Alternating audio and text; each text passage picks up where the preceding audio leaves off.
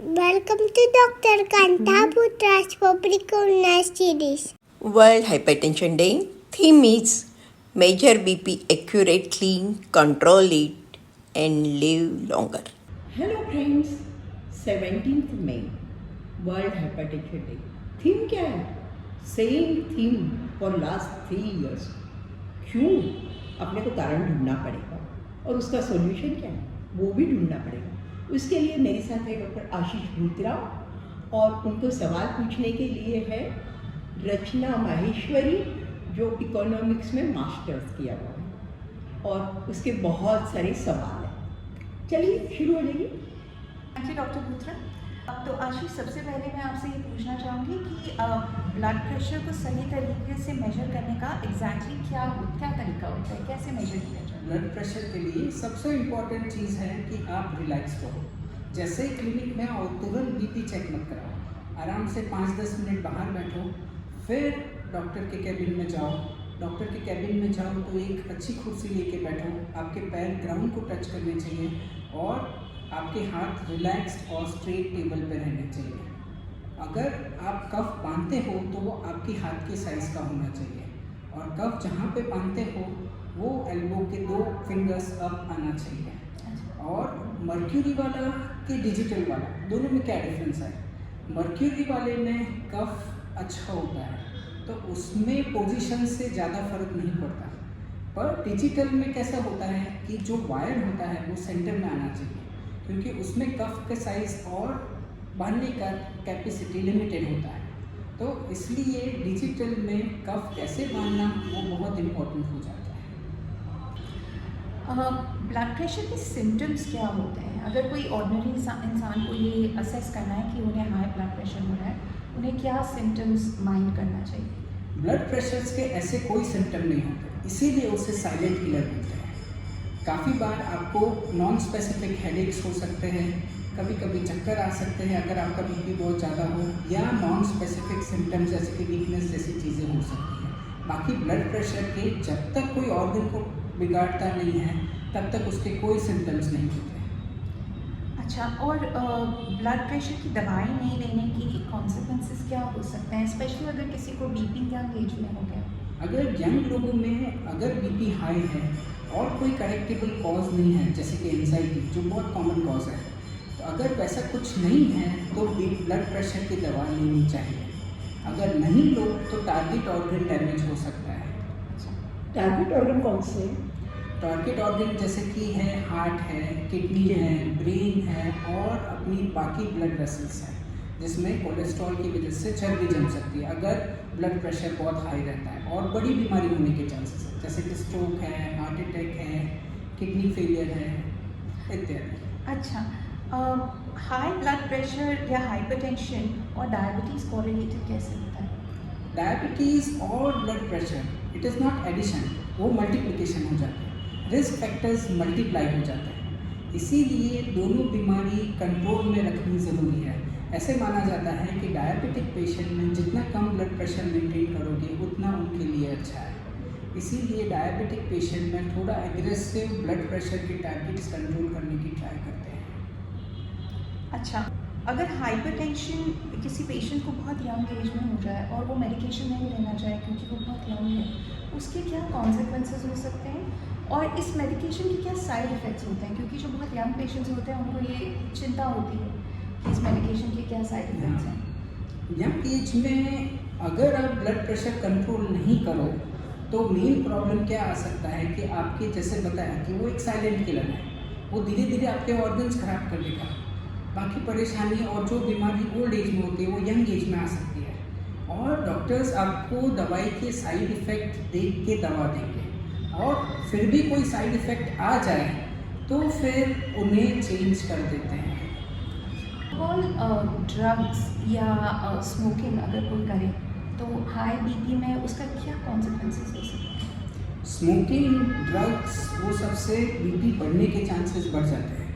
Alcohol moderation में लो तो ठीक है, अगर बहुत ज़्यादा अल्कोहल लो तो ब्लड प्रेशर और वो सब फ्लक्चुएट होते हैं जो ज़्यादा की तरफ ज़्यादा रहने के चांसेस होते हैं. पर काफ़ी बार ड्रग्स के कॉम्बिनेशन के साथ वो सडन बीपी फॉल होने के चांसेस भी रहते हैं. तो डॉक्टर पुत्रा, आपको कुछ क्वेश्चंस पूछने हैं आशीष से? हाँ, मुझे बहुत सारे पूछने हैं। फर्स्ट थिंग, मेरे पास जो सवाल आए हुए हैं उसमें एक सवाल है कि हम दवा नहीं लेंगे पर डाइट से वजन कंट्रोल करके और सब कसरत करके बीपी कंट्रोल कर दें तो कैसे रहेगा, उससे पूरा अच्छा हो सकता है क्या? और दूसरा एक सवाल है कि मेरे घर में फैमिली हिस्ट्री है तो मेरे को भी बीपी हो जाएगा क्या, और मेरे को नहीं होने के लिए क्या करना है? अगर एक पेशेंट जिसके पेरेंट्स को बीपी है तो उसमें कैसा होता है कि सिबलिंग्स यानी कि उनके बच्चों में 25% चांस होता है, जो अगर एक पेशेंट को ब्लड प्रेशर है तो उसके एक फादर को या मदर को ब्लड प्रेशर है तो, और 50% चांसेस हो जाते हैं अगर दोनों पेरेंट्स को ब्लड प्रेशर है तो। नहीं, पर अगर सपोज हम डाइट से कंट्रोल करते हो या हम बच्चों के लिए क्या प्रिकॉशन लें कि जिनके कारण हम उनको बीपी से रोक सके या लंबा सके? लाइफस्टाइल चेंजेस बहुत इम्पॉर्टेंट है, और दूसरा ओबेसिटी एंड वेट गेन, अगर उसको रिवर्स कर सकते हो तो ब्लड प्रेशर कंट्रोल में आ सकता है। अगर कुछ स्ट्रेस है और टेम्पररी फैक्टर्स है तो वो अगर रिवर्स करोगे तो ब्लड प्रेशर कंट्रोल में आ जाएगा।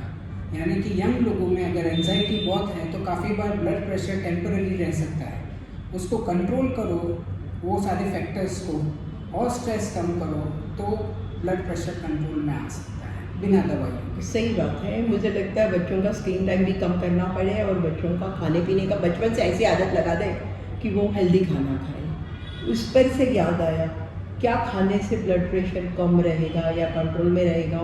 यूजुअली क्या खाना चाहिए और क्या खाने की परहेज रखनी चाहिए? बैलेंस डाइट बहुत इम्पॉर्टेंट है। नियंत्रण में कार्बोहाइड्रेट्स, प्रोटीन्स, फैट अगर ले तो कोई प्रॉब्लम नहीं है। अगर ट्राई करो कि फैट का पोर्शन एकदम कम रहे, कार्बोहाइड्रेट्स थोड़े कम रहे और प्रोटीन्स थोड़ी ज़्यादा रहे। फ्रूट्स, स्पेशली जूसी फ्रूट्स, ये आप रेगुलर ले सकते हो, और लॉट्स ऑफ सैलेड। जितना कलर होगा उतना ब्लड प्रेशर के चांसेस कम हो जाएंगे। चलो अच्छी बात है, तो सब कलर चीज़ें खाना हम तो शुरू कर देंगे, पर कसरत का क्या? कौन सी कसरत कर सकते हैं? कोई भी कसरत कर सकते हो, एरोबिक्स भी कर सकते हो और योगा भी कर सकते हो। It's important to keep moving. नहीं, सही बात है। अगर ऐसा काफ़ी लोग मसल बिल्डिंग कसरत एकदम शुरू कर देते हैं, जिम चले जाते हैं, चलो हमारा बीपी बढ़ा हम कसरत करते हैं उनके, वो प्रॉपर वे है क्या कि शुरुआत से? अगर ब्लड प्रेशर ज़्यादा हो तो इंटेंसिव और स्टर्नस एक्सरसाइज के पहले ब्लड प्रेशर कंट्रोल में होना ज़रूरी है। अगर सडनली आप बहुत हैवी एक्सरसाइज करोगे तो आपके हार्ट पे असर आ सकता है। अच्छा, नमक का और इसका क्या रिलेशन?